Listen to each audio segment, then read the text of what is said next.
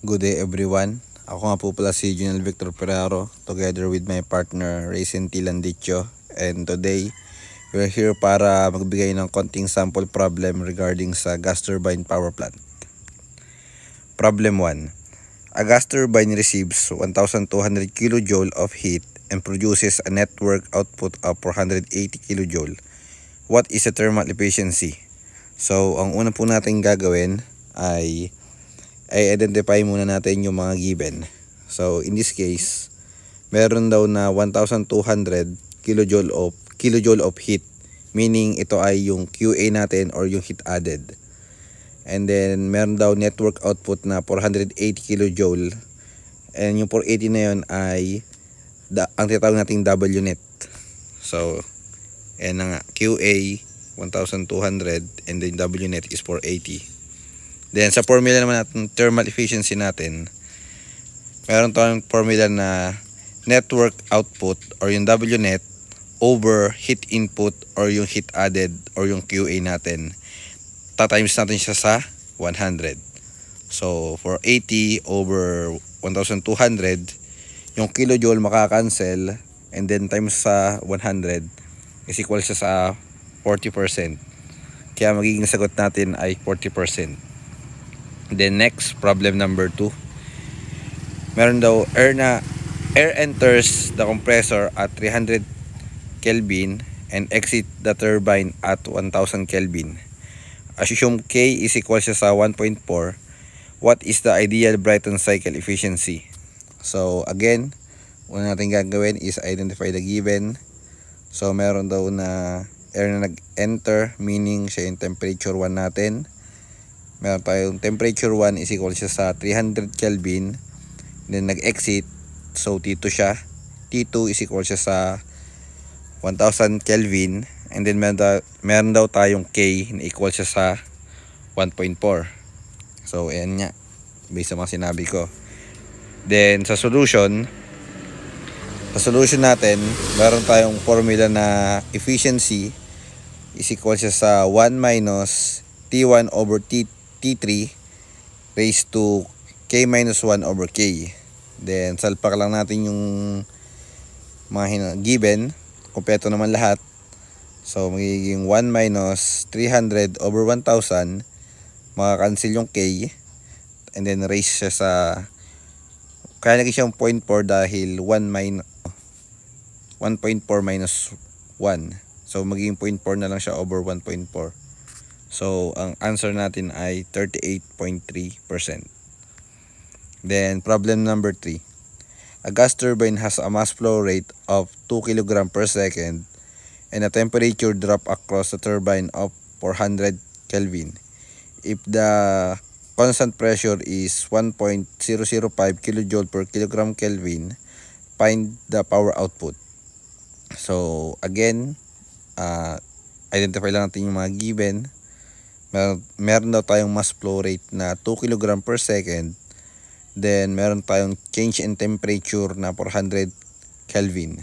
Then meron din tayong constant pressure na 1.005 kJ per kilogram Kelvin.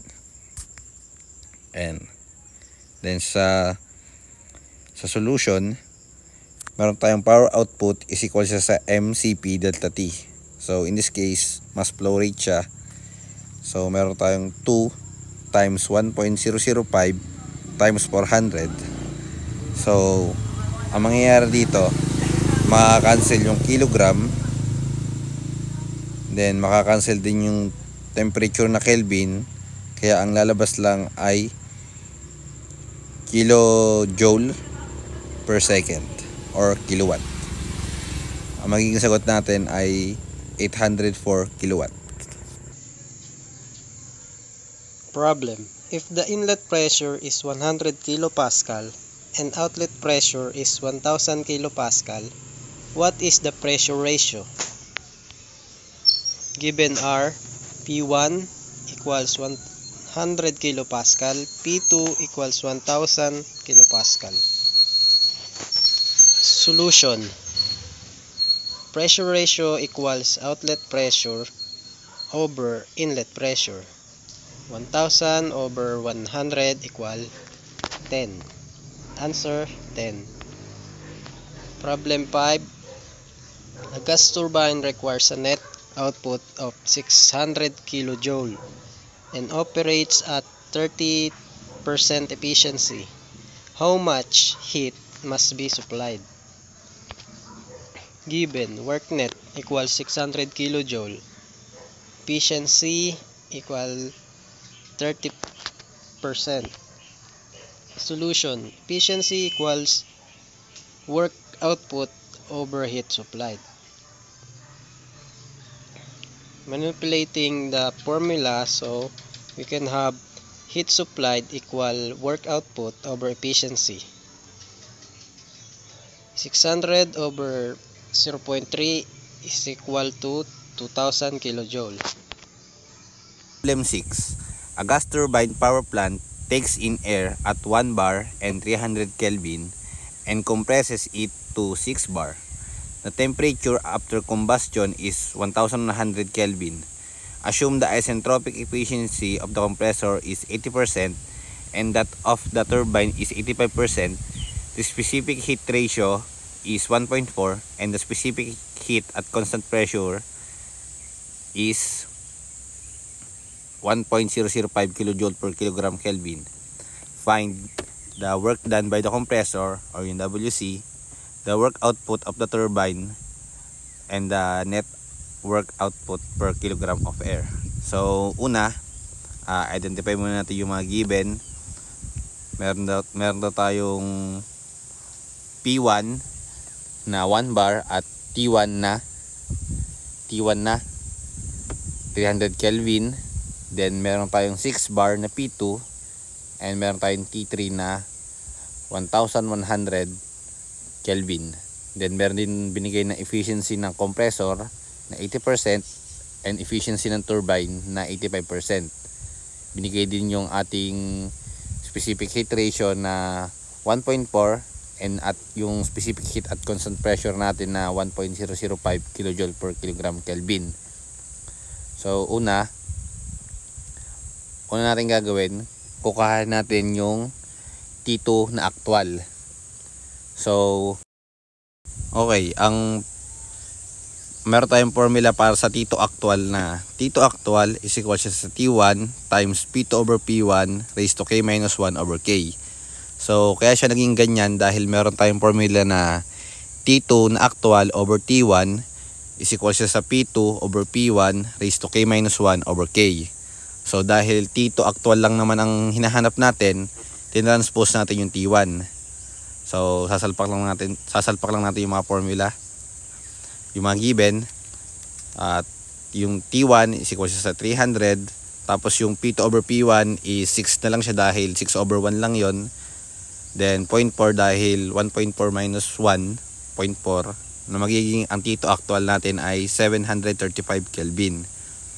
Then next, para man makuha natin yung T2, meron tayong formula na nakuha siya sa turbine sa compressor efficiency. Compressor efficiency is equal sa T2 actual minus T1 over T2 minus T1. Dahil T2 lang naman ang kailangan natin, nilabas lang natin, rearrange lang natin yung formula kaya naging ganyan. So sasalpak lang natin dahil kompleto naman lahat. Yung T1 is 300, then yung actual natin na T2 is yung 735 minus 300, then yung 0.80 is yung compressor efficiency na makukuha natin ay 843.75 Kelvin. Then after nun, makukuha natin yung work sa compressor. So work sa compressor is equal siya sa CP times T2 minus T1 or yung delta T. So 1.005 times 843.75 minus 300 is equal siya sa 546.47 kJ per kilogram. Bali na-cancel lang yung Kelvin. Then next, para naman sa ano ba yung pangalawa natin hinahanap? Work ng turbine. So work naman ng turbine. So, una, gagayahin ulit natin. Kukuhaan muna natin yung T actual para makuha T4 actual para makuha natin yung T4. So, again, yun. T4 actual is equal sa T3 times P1 over P2 raised to K minus 1 over K. Then, nakam up siya dahil sa T4 over T3 is equal sa P1 over P2 raised to K minus 1 over K. Dahil T4 actual lang naman kailangan natin, tatranspose lang natin yung T3. So, sasalpak lang ulit natin. At yung T3 is equal sa 1100 Kelvin. Tapos, times natin siya sa 1 over 6. Yung bar makakancel. Then, ang T4 actual natin ay 449 Kelvin. Then, meron naman tayo tinatawag na turbine efficiency. Turbine efficiency is equal sa T3 minus T4 over T3 minus T4 actual. So, T4 ang kailangan natin. Rearrange lang natin yung formula. Yan yung kinalabasan. Magiging T3 minus efficiency ng turbine times T3 minus T4 actual. So, salpak lang natin. 1,100 minus yung 0.85 yung efficiency ng turbine times 1,100 minus 449. Ang T4 natin ngayon ay equal siya sa 546.65 Kelvin. Then, sa work naman ng turbine, formula natin ay CP delta T. Then, salpak lang natin na 1.005 times 1,100 minus 546.65. Magkakaroon tayo ng sagot na 556.12 kJ per kilogram. Then, WNet naman. Para makuha yung WNet, pagmaminus lang natin yung work sa turbine minus work sa compressor. So, 556.12 minus 546.47 equal siya sa 9.65 kJ per kilogram. Ayun yung WNet natin. Ayan, ayun na lahat ng mga na-compute natin. Yung sa work ng compressor work or yung WC, 546.47 kJ per kilogram. Then yung sa turbine is 556.12 kJ per kilogram. And then yung WNet natin or network output is 9.65 kJ per kilogram. Problem 7. A gas turbine takes in air at 1 bar and 300 Kelvin. Compresses it isentropically to 8 bar and the maximum temperature after combustion is 1200 Kelvin. The turbine expands the air back to 1 bar isentropically. The working fluid is air with the following properties. Specific heat ratio is equal sa 1.4. Specific heat at constant pressure is equal sa 1.005 kJ per kilogram Kelvin. Tapos yung mga hahanapin natin ay yung temperature after ng compression, yung T2. Then yung temperature after ng expansion, yung T4. Compressor work, turbine work, network output, and then yung thermal efficiency ng cycle. So dito, given na yung nandito na nakalista na yung mga given. Yung P1 natin is equal sa 1 bar. T1 natin is equal sa 300 Kelvin. Compression ratio is equal sa 8. T3 is equal sa 1200 Kelvin. Then yung specific heat ratio is equal sa 1.4. Then yung CP natin ay is equal sa 1.005 kJ per kilogram Kelvin. So ngayon, ang una natin gagawin is kukuhanin natin yung temperature after ng compression or yung T2. Then dahil ang compression process natin ay isentropic, so pwede natin gamitin yung isentropic relation for temperature and pressure. Yung T2 over T1 is equal sa P2 over P1 raised to K minus 1 over K. So dahil T2 lang naman ang kailangan natin, tatranspose natin yung T1 para maging ganyan na formula. So salpak lang natin. Yung T1 is yung 300, then yung 8 over 1 lang naman yung kaya naging 8, then makakancel yung bar. Tapos ang magiging sagot natin ay 6 641.1 Kelvin. Then next naman sa T4 naman, yung expansion process natin ay isentropic din. So pwede rin natin gamitin yung relationship ng temperature and pressure. So T4 over T3 is equal sa V4 over P3 raised to K minus 1 over K. Then yung P4 natin is equal lang din sa P1. So pwede natin gamitin yung 1 bar.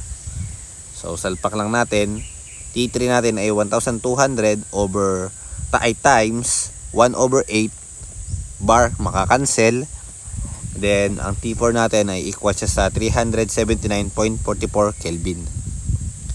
The next, ayan, kukuhahan natin yung ating compressor work and then turbine work. So sa compressor work, ang formula niya ay Cp delta T. So in this case, salpakan lang naman. Lagay lang natin yung mga given, yung 1.005, yung Cp natin, then yung delta T na 641.1 minus 300. Ang WC natin or compressor work is 343.18 kJ per kilogram. Then sa turbine work naman, Cp delta T lang din. So 1.005 times 1,200 minus 379.44 na equal siya sa 828.82 kJ per kilogram. Then next, network output or yung ating WNet. Yung WNet, maminusin lang natin yung work ng turbine saka work ng compressor. So 828.82 minus 343.18, ang WNet natin is equal siya sa 485.64 kJ per kilogram. Then next, kukuhahan naman natin yung QA or yung heat added.